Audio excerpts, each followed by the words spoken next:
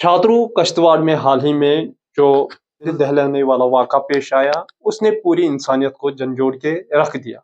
ये जो बच्ची थी, ये एसटी कम्युनिटी से बिलॉन्ग करती थी। इतना बड़ा इंसिडेंट जम्मू कश्मीर में होता है, लेकिन खाली एक क्षेत्र में यानी कश्तवाड़ से ही आवाज़ उठती है, बाकी जगह हमने खामोशी देखी। इस सिलसिले में हमारे साथ इस वक़्त मौजूद है आकशी बलौरा जी, जिनसे हम बात करेंगे कि इस केस के रिलेटेड क्या कुछ अभी तक अपडेट हुए हैं और क्या-क्या वाक़ात इसमें हुए, क्योंकि जिस तरह से मैंने पहले ही कहा कि इसमें जो है सवालात बहुत सारे उठ रहे हैं। वो हमारे समाज पे भी उठ रहे हैं और वो उन जिनने दरिंदगी की है, उन पे भी उठ रहे हैं। आकशी जी, बहुत-बहुत शुक्रिया जुड़ने के लिए। धन्यवाद मुझे मौका देने के लिए। अगर हम बात करेंगे इस इंसिडेंट के बारे में, तो किस तरह से देखते हो? आपको क्या लग रहा है समाज किस ओर जा रहा है? देखिए, सबसे पहले तो जिस बच्ची की जान गई है, उस परिवार के लिए जो है वो मेरा दुःख है, संवेदना है।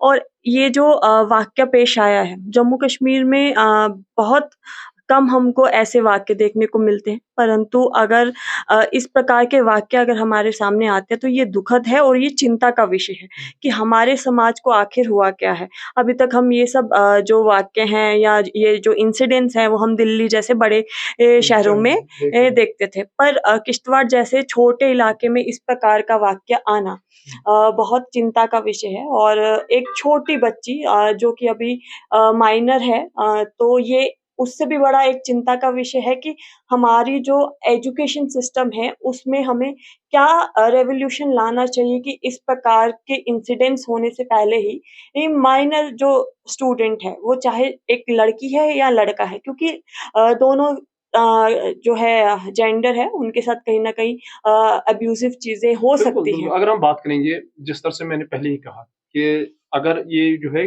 कश्तवाड़ या चनाब वैली में ये चीज़ें हो रही, लेकिन अगर ये सिटी में इस तरह की चीज़ें होती पे और ज़्यादा जो है बात होती। लेकिन क्या वजह हुई कि इस पे जो है ना जम्मू में हमने देखा कोई प्रदर्शन हुए, ना कश्मीर में हमने देखा? मेरे को अभी तक पूरे विषय ध्यान में नहीं है, पर अखिल भारतीय विद्यार्थी परिषद ने डोडा में, किश्तवाड़ में और अभी जम्मू में भी किसी अभी मीटिंग की वजह से सब लोग बिज़ी थे, पर जम्मू में भी इस विषय को उठाने का जो है वो काम विद्यार्थी परिषद कर रही है, क्योंकि ये बहुत एक संवेदनशील विषय है और तथ्यों को जानने की अभी जो है वो कोशिश जो है वो सबकी जारी है। सोशल मीडिया पे ये जो विषय है वो कहीं न कहीं अभी सामने आना शुरू हो गया है। बिल्कुल। उस बच्ची को जो है वो जस्टिस मिलना चाहिए। उस हुँ, बच्ची का 14 साल की बच्ची का कोई भी कसूर नहीं था। हुँ। उसको इन सब चीज़ों की नहीं बारे में नहीं पता थी। जो भी एक्यूज़ है उनको एक सही मायने में कार्रवाई होते हुए उनको जो है पनिशमेंट भी मिलनी चाहिए। मेरे ध्यान में आया पॉस्को एक्ट के अंडर इसको रजिस्टर भी किया गया है। पर ये पूरा विषय जो है इसकी अभी स्पष्टता हुँ, लोगों के बीच नहीं गई है, क्योंकि उनको नहीं एक्चुअली में पता चल रहा कि हुआ क्या है। बिल्कुल। क्योंकि बहुत सारे अलग-अलग तरह के फैक्ट्स और फिगर्स जो है वो बाहर आ रहे हैं। बिल्कुल, मोटे तौर पे ये अगर हम एक रीज़न बिल्कुल, मुझे बिल्कुल। ऐसे लगता है। मोटे तौर पर अगर हम बात करेंगे, जिस तरह से इनिशियल रिपोर्ट्स आई है कि जो ये वाक़ा हुआ है, ये कुछ महीने पहले, तकरीबन 7 6-7 महीने पहले हुआ है वाक़ा। और उसके बाद जैसे वहाँ पे जो एलिगेशन लगा रहे हैं कि वहाँ पे फिर एक पंचायत के ज़रिए इसका फैसला भी हुआ। और उसके बाद जो सबसे बड़ा इश्यू ये है कि हॉस्पिटल, जो गवर्नमेंट हॉस्पिटल डोडा है, वहाँ पे इसका जो है अबॉर्शन हुआ है, जिसकी वज़ह से इनकी जान चली गई। तो वहाँ पे कैसे परमिशन दिया गया? तो क्या आपको लग रहा है जो ये सारी, जिस तरह से आपने कहा कि सारी जो इसमें इन्वॉल्व है, उनको सज़ा मिलनी चाहिए? बिल्कुल, ये बहुत अभी भी बहुत दुःख की बात है कि इतने स्ट्रिक्ट लॉ होने के बावजूद, क्योंकि अबॉर्शन जो है वो इंडिया में बैन है।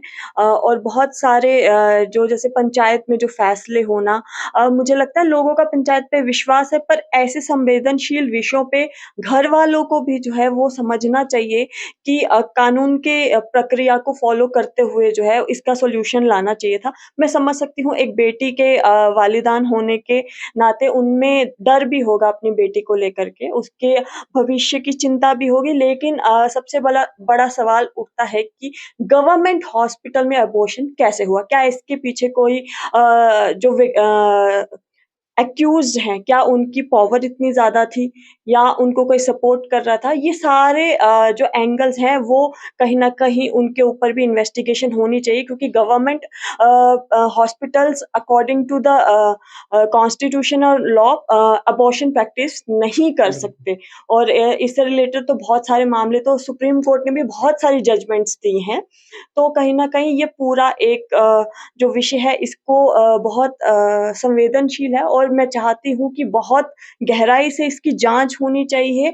जो लोग भी इसमें इन्वॉल्व हैं, फिर चाहे वो किसी भी पोज़ीशन पे क्यों ना हो, क्योंकि एक माँ-बाप ने जो है अपनी 14 साल की बेटी को जो है वो खोया है, और उस इलाके में किस प्रकार का माहौल होगा कि वो पढ़ने जाती थी, वो तालीम हासिल करने जाती थी। सबसे पाक जगह हमारे जो है उसको अगर अपने हम रिलीजन बेसिस के बाद अगर हम माने, तो हम एजुकेशनल बिल्कुल। इंस्टीट्यूशंस को सबसे सिक्योर और रिस्पेक्टेड प्लेस जो है वो मानते हैं। ऐसी जगह पे अगर इस तरह के इंसिडेंट्स हो रहे हैं, तो ये बहुत चिंता का विषय है।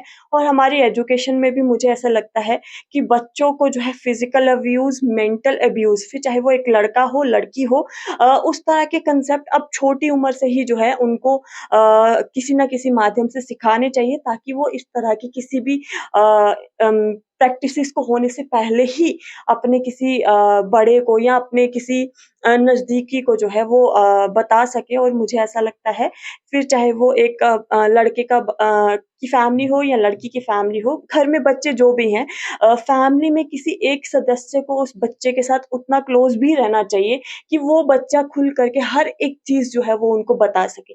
तो ये जो छोटी चीज़ें हैं, स्टेप्स हैं, जिनको हमें अपने करिकुलम में और हमें अपनी फैमिली प्रैक्टिसेज़ में भी उतारना होगा, क्योंकि यही इस तरह के इंसिडेंट से ही पता चलता है कि समाज का जो एक रुख है वो नेगेटिव चीज़ों की तरफ ज़्यादा बढ़ता जा रहा है। और जैसे जम्मू-कश्मीर की हम बात करें, तो इतने सुदूर इलाके में बहुत रूरल एरिया है, वहाँ पे इस प्रकार की, जहाँ पर कि हमारे जम्मू-कश्मीर में अभी भी गाँव में जो है भाईचारे की संस्कृति, और मतलब एक घर के बच्चे को पूरे गाँव के घर के बच्चे के बराबर माना जाता है। इस तरह की प्रैक्टिसेज़ पूरे जम्मू-कश्मीर में अभी भी होने के बावजूद अगर ऐसा होता है, तो ये बहुत एक सीरियस इश्यू है।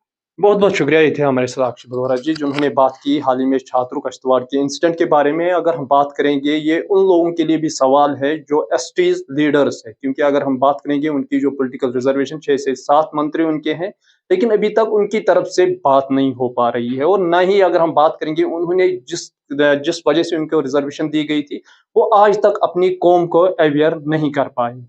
आपकी क्या राय होगी? आप ज़रूर अपनी राय बता दीजिए।